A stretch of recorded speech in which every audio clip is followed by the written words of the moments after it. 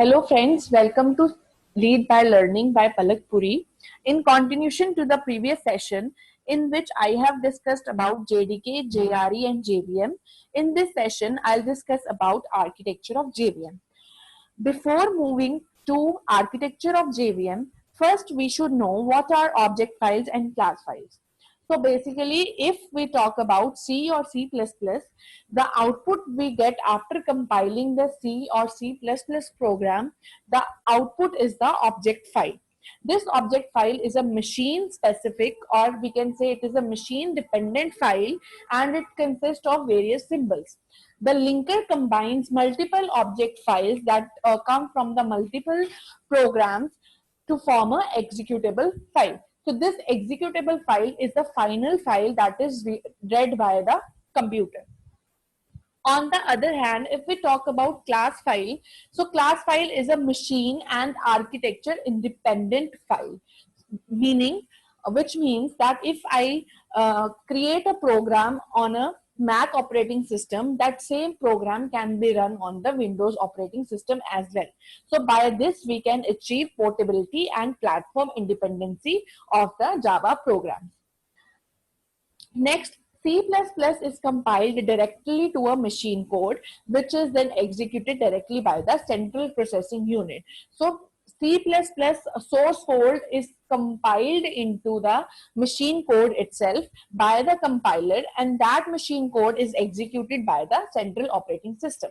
But in Java source code is compiled into bytecode first, which the Java virtual machine then interprets at runtime, and then that Java virtual machine converts the bytecode into the machine code, which is read by the computer. So basically in C or C++, we have the code which is directly compiled into a machine code, but in Java we have the source code which is first converted into the bytecode. By the bytecode we can achieve portability and platform independence features of the Java, and that bytecode is converted into machine code. So to understand the compiling process in Java, let's first talk about the linking process in C. Suppose in the main function, I have created two functions, f1 function and f2 function, and this main function is stored in a file called a1.c. F1 function is stored in a file a2.c, and f2 function is stored in a file a3.c. All these files are fed into the compiler, whose output is the corresponding object files, which is the machine code. The linker will club these object files together and produces a.exe file.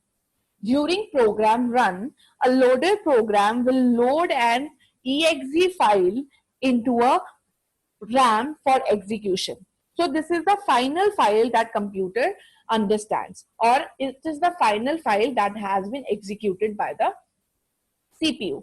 This is linking process. First, the class files, a1.c files are fed into the compiler. This compiler produces the object files that are the final files that has to be read by the computer. Now let's look at the process of Java. In main function, say we have two methods, f1 and f2. Main method is stored in a file a1.java. File 1 is stored in a file, this f1 is stored in a file a2.java, and f2 is stored in a file a3.java. The compiler will compile these files and produce corresponding class files, which consist of the bytecode. Unlike C, no linking is done here. The JVM resides in RAM. During execution, using this class loader, the class files are brought into the RAM. These class files that has been produced by the compiler, which consist of bytecode, these class files are brought into the RAM using the class loader. Then the bytecode is verified for any security breaches using the bytecode verifier. And then next, execution engine will convert the bytecode into the native machine code. So this process is called as JIT compiling, which is Java in time compiling, or sorry, which is just in time compiling. It is done by, it is due to the main reason why Java is comparatively slow. So this is the process in Java. Next, execution of Java program. There are more to JVM which will be discussed also, but before that, let's talk about bytecode. What is bytecode? Bytecode in Java is the reason Java is platform independent. As soon as Java program is compiled, bytecode is generated. To be more precise, a Java bytecode is the machine code in the form of class file. When a Java program is executed or the source code is executed, the compiler compiles that piece of code and a bytecode is generated for each method in that program in the form of a.class file. We can run this bytecode on any other platform as well. The bytecode generated after the compilation is run by Java Virtual Machine, this JVM. Resources required for the execution are made available by the JVM for smooth execution, which calls the process to allocate the resources. And then with the help of JVM, that bytecode is converted into the machine code.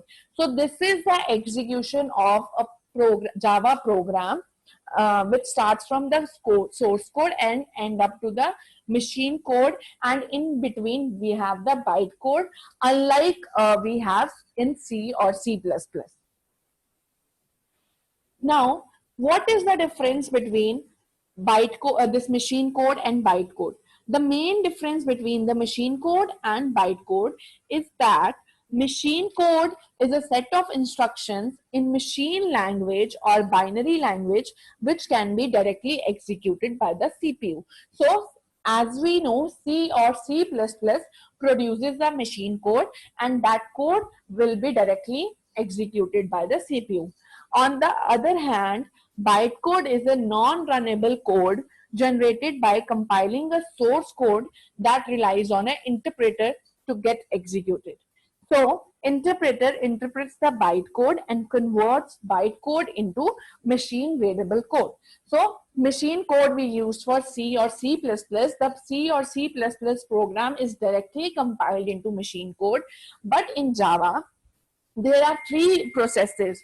First, the source code is compiled into a bytecode, and then bytecode is transformed into a this machine code. So for that reason, we can say Java is comparatively slow.